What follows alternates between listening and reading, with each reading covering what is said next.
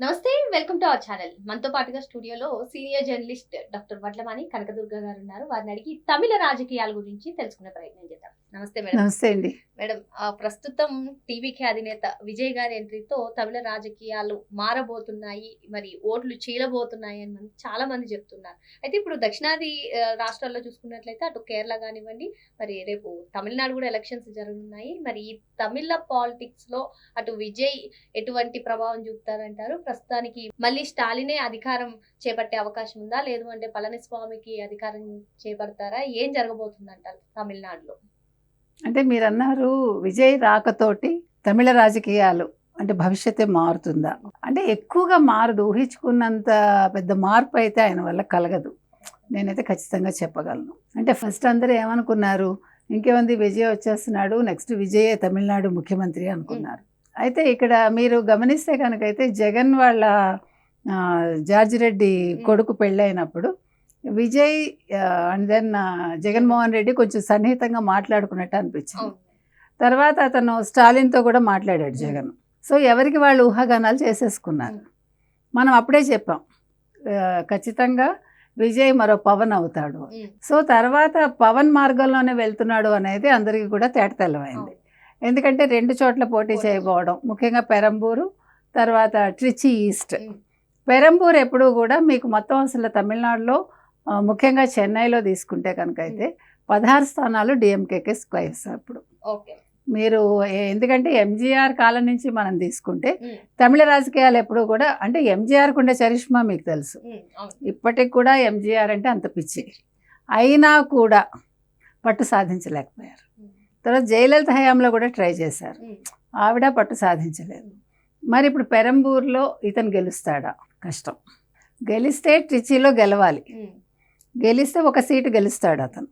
So ఓవరాల్గా ఎన్ని గెలవచ్చండి అంటే మీకు మహా అయితే 5-6 సీట్లు వస్తే ఎక్కువ.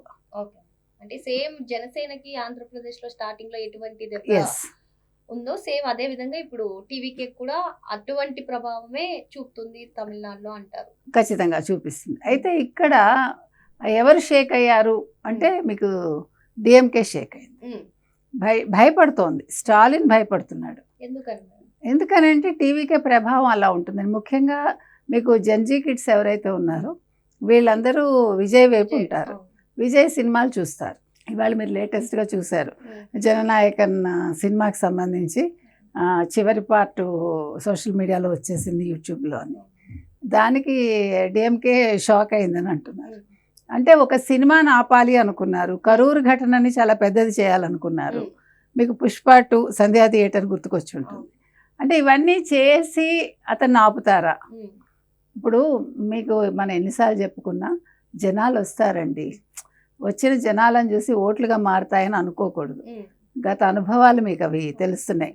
అటు పవన్ కళ్యాణ్ కావచ్చు, మన 2024 ఎన్నికల్లో జగన్ పరిస్థితి కావచ్చు, అవి అంటే వాళ్ళు చాలా తెలివిగా ఉన్నారు ఎక్కడ కూడా ప్రజలు. కాబట్టి ఇవాళ అతను మహా తెచ్చుకుంటే మనం 10 to 12% చెప్పాం విజయ్కి. ఇప్పుడు కూడా అదే చెప్తున్నాను నేను, 8 నుంచి 12% వరకు వేసుకోండి. ఇందులో ఫ్లక్చుయేషన్ ఉండొచ్చు దిస్ వే దట్ వే. అంతకు మించి గెలుచుకుంటాడని నేను అనుకోవట్లా. మరి అన్నా డిఎంకే పరిస్థితి ఏంటంటారు? మరి డిఎంకేకి అన్నా డిఎంకేకి పోటీ ఎలా జరగబోతుంది అంటారు? మామూలుగా అసలు తమిళనాడులో ప్రత్యేకత ఏంటంటే ఒకసారి డిఎంకే వస్తే ఇంకోసారి ఏడిఎంకే వస్తుంది, సాధారణంగా జరుగుతుంది. కాంగ్రెస్ పని ఎప్పుడో అయిపోయింది. ఇప్పుడు కొత్తగా బీజేపీ ఎంట్రీ ఇచ్చి బీజేపీ అక్కడ ఎలాగైనా బాగా వేయాలనుకుంటుంది. దానికోసం వాళ్ళు ఏడిఎంకేతో పొత్తు పెట్టుకున్నారు. స్టాలిన్ కాంగ్రెస్తో పెట్టుకుని కాంగ్రెస్కి ఒక 28 సీట్లు ఇచ్చినట్టున్నారు. కానీ వాళ్ళు ఎన్ని నెగ్గుతారో మనకు తెలియదు, అది చెప్పలేం కూడా. అయితే ఈసారి మీకు మళ్ళీ ఈపీఎస్ అంటే ఎడప్పాడి పళనిస్వామి ముఖ్యమంత్రి అయ్యే అవకాశం ఉంది. అంతకుముందు ఓపీఎస్ మీకు తెలుసు, ఓపీఎస్ ఇప్పుడు డిఎంకేలోకి వెళ్ళిపోయాడు. ఎందుకు వెళ్ళాడో ఆయనకే తెలియాలి. మరోపక్క శశికళ ప్రభావం ఏముండదు. అయితే ఇప్పుడు విజయ్ గారు కనుక అన్నా డిఎంకేతో పొత్తు పెట్టుకున్నా, లేదు అంటే డిఎంకేతో పొత్తు పెట్టుకునే అవకాశాలు కనిపిస్తున్నాయంటారా? ఒకవేళ అన్నా డిఎంకేతో పొత్తు పెట్టుకుంటే కనుక వార్ వన్ సైడ్ అంటారా? అసలు డిఎంకేతో పెట్టుకోవడం అనేది అవుట్ ఆఫ్ క్వశ్చన్. ఎందుకంటే మీకు డే 1 నుంచి చూస్తే స్టాలిన్ అంకుల్ అంటూ మాట్లాడడం, అతను కొంచెం సినిమా డైలాగ్స్ చెప్పడం, ఫస్ట్ నుంచి వాళ్ళిద్దరి మధ్య రైవల్రీ ఉంది. ఏఐడిఎంకే తరఫున బీజేపీ కూడా చాలా ట్రై చేసింది. ఈవెన్ కరూర్ ఇన్సిడెంట్ కావచ్చు, అతని మీద ఉన్న కారుకు సంబంధించి ట్యాక్సులకు సంబంధించి కేసులు కావచ్చు, వీటన్నిటిని వాళ్ళు వాడుకుందామని అనుకున్నారు. కానీ ఇతను నేను ఇలాంటి పార్టీలతో కలవను అని చెప్పాడు. అయితే మీరు అన్నారు కదా ఏఐడిఎంకేతో కలుస్తాడని. నా ఉద్దేశం అయితే కలవడు. మహా అయితే బయట నుంచి ఏమన్నా అవసరం అయితే, అంటే బీజేపీ వల్ల బయట నుంచి ఏమైనా సపోర్ట్ ఇవ్వచ్చు. మహా అయితే బయట నుంచి ఉంటుంది తప్ప నేను మంత్రి పదవులు కూడా తీసుకుంటారని అనుకోవట్లేదు. ఎందుకంటే but it's too early to say. ఏదేమైనా ఏప్రిల్ 23 ఎన్నికలు, మే 4కి మనకి విషయాలన్నీ తేటతెల్లం అవుతాయి. ఎవరు వస్తారు, ఎవరు రారు, అసలు డిఎంకే పరిస్థితి ఏంటి. ఇంకో ముఖ్యమైన విషయం ఏంటంటే, ఏదైతే సనాతన ధర్మం మీద ఇతను ఎవరు ఉదయనిధి స్టాలిన్ డెంగ్యూ మలేరియా అన్నాడో, ఆ ఉదయనిధి స్టాలిన్ అమ్మన్ కోయిల్కి వెళ్ళి గుడికి వెళ్ళాడు అని తెలుస్తోంది ఎన్నికల ప్రచారం వేళ. తర్వాత స్టాలిన్ కూడా గుడికి వెళ్ళారని తెలుస్తోంది. అందుకని ఎన్నికలు అనేవి మనిషిలోని మరో మనిషిని చూపిస్తాయి, వాళ్ళలో ఉండే నమ్మకాలని బయటకు తీసుకొస్తాయని ఈ ఉదంతం చెప్తోంది.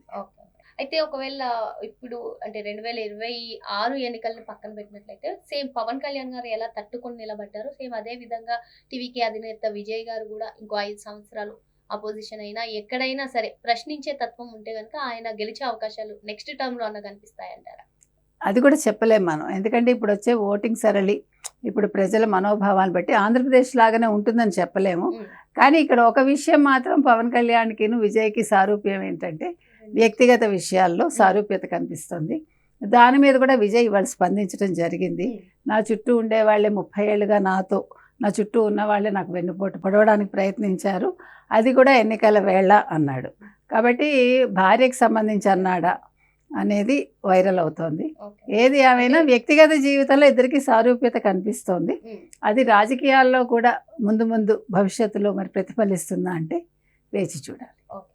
మరి ఏదేమైనప్పటికీ ప్రస్తుతం ఏదైతే డిఎంకే అధికారంలో ఉందో వచ్చే అంటే ఈ 2026 ఎన్నికల్లో డిఎంకే రాకపోవచ్చు, అన్నా డిఎంకే వచ్చే అవకాశాలు ఎక్కువగా కనిపిస్తున్నాయి. అంటే ఎప్పుడు ప్రభుత్వం అంటే ఒకసారి డిఎంకే వస్తే నెక్స్ట్ అన్నా డిఎంకే వస్తుంది కాబట్టి అన్నా డిఎంకే వచ్చే అవకాశాలు ఉన్నాయని, మరి మొత్తానికి విజయ్ 2 చోట్ల పోటీ చేస్తే ఒక చోట గెలవచ్చని, మరి పవన్ కళ్యాణ్ గారి అదేదైతే ఉందో పొలిటికల్ హిస్టరీ ఏదైతే ఉందో అదే రిపీట్ అయ్యే అవకాశాలు ఎక్కువగా కనిపిస్తున్నాయని మేడం చెప్తున్నారు. మరో అంశంతో మళ్ళీ thank you madam. Thank you.